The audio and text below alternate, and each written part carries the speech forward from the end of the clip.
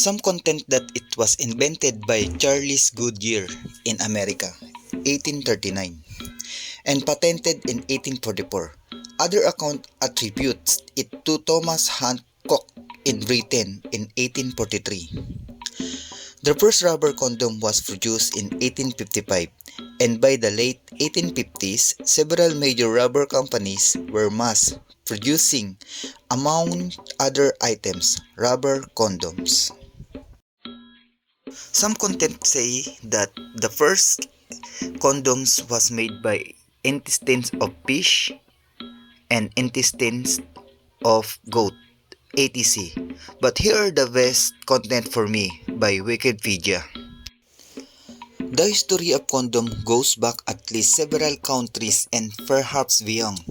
For most of their history, condom has been used both as a method of birth control and as a protective measure against sexually transmitted diseases.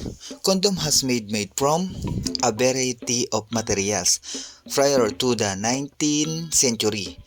Chemically created lining and animal tissue, intestine or bladder are the best documented varieties. Rubber condoms gained popularity in the mid-19th century, and in the early 20th century, major advances were made in manufacturing techniques prior to the introduction of the combined oral contraceptive pills. Condoms were the most popular birth control method in the Western world. In the second half of the second century, the low cost of condoms contributed to their importance in family planning programs throughout the developing world. Condoms have also become increasingly important in effort of fight the AIDS pandemic.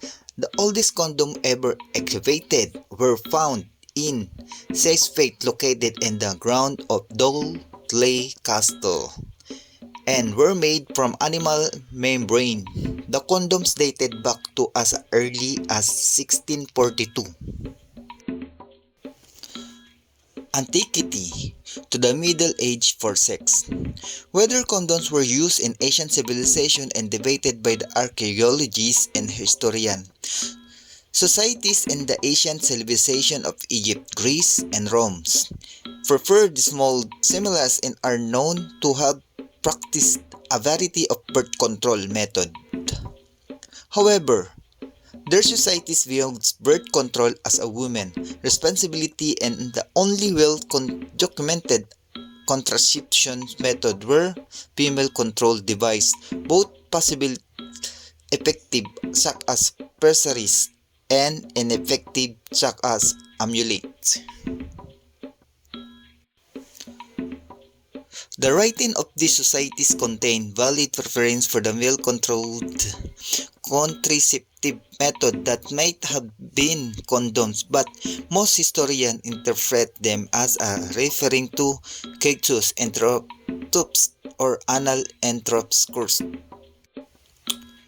The lion cloth worn by Egyptian and Greek labourers were very sparse, sometimes consisting a little more than a covering of the gland of the penis. Record of this type of loincloths being worn by men in higher classes have made some historians speculate they were worn during intercourse.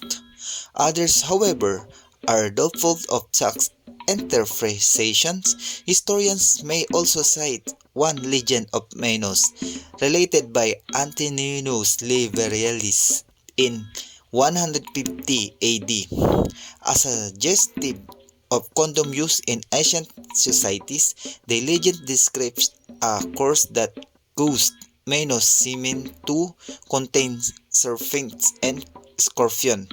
To protect his sexual partner from their animals, Minos' use of goat's bladder as a female condom. Contraceptive pills out of use in Europe after the decline of the Western Roman Empire in the 5th century. The use of contraceptive pessaries, for example, is not documented against until the 15th century. If condoms were used during the Roman Empire, Knowledge of them may have been lost during its decline. In the writing of Muslim and Jew during the Middle Age, there are some reference to attempt at male-controlled contraception, including suggestion to cover the penis in star or soak in onion juice. Some of this writing may describe condom use, but they are olique, belt, and bagu. The German military was the first to promote condom use among and soldiers beginning in the second half of the 19th century. Earlier 20th century experiment by the American military conclude that providing condom to soldiers significantly lowered rates of sexually transmitted diseases. During World War I, the United States and at the beginning of the war only, Britain were the only countries where soldiers in Europe who did not provide condom and promote their use. Although some condoms were provided as an experiment by the British Navy, by the end of the war, the American military had diagnosed almost 400,000 cases of syphilis and gonorrhea, a historic high.